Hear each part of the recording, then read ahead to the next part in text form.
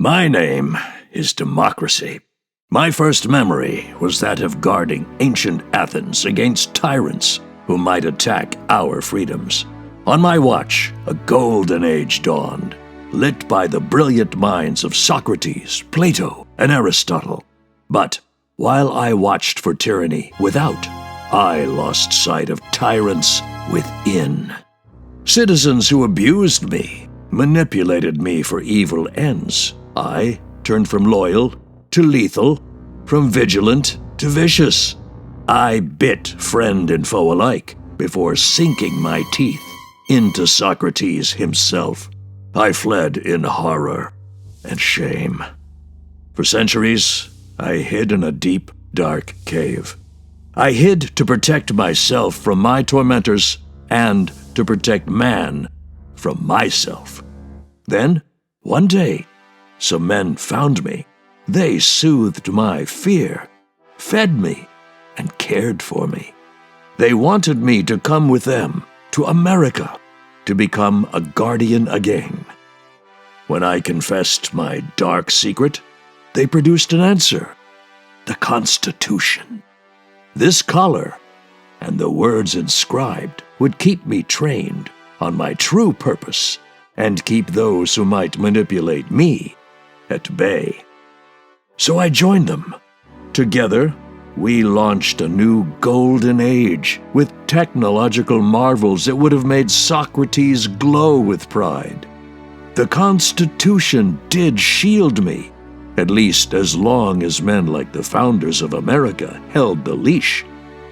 But naturally, they passed away with time, and I found myself in the care of new men.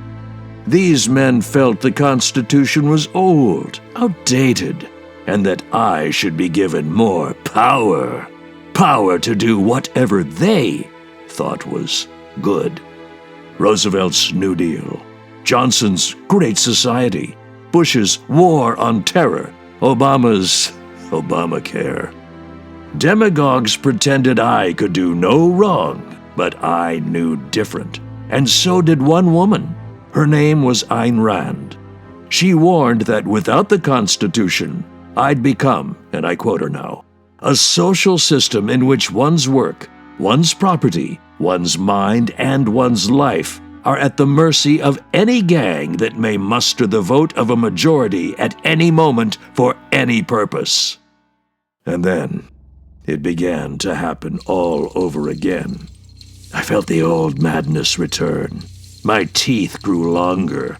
I began to growl and snarl, seeing enemies everywhere. I ran from one crisis to another, goaded by fear. In the frenzy of a global pandemic, my masters loosened my collar and let me trample basic rights to assembly, worship, and property. Even when my collar worked, my masters found ways to work around it, letting me snap at social media companies until they bent to political will. My citizens raged, and so I raged.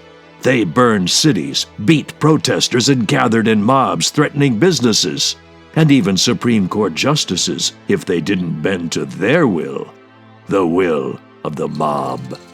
Rather than restraining me, my so-called defenders sought other ways to let me off my leash and expose me to corruption. They tried to eliminate voter ID, expanded mail-in balloting, even gerrymandered my districts to ensure their parties would remain forever in power. They shriek that I'm in danger. I'm on the brink. I'm under fire.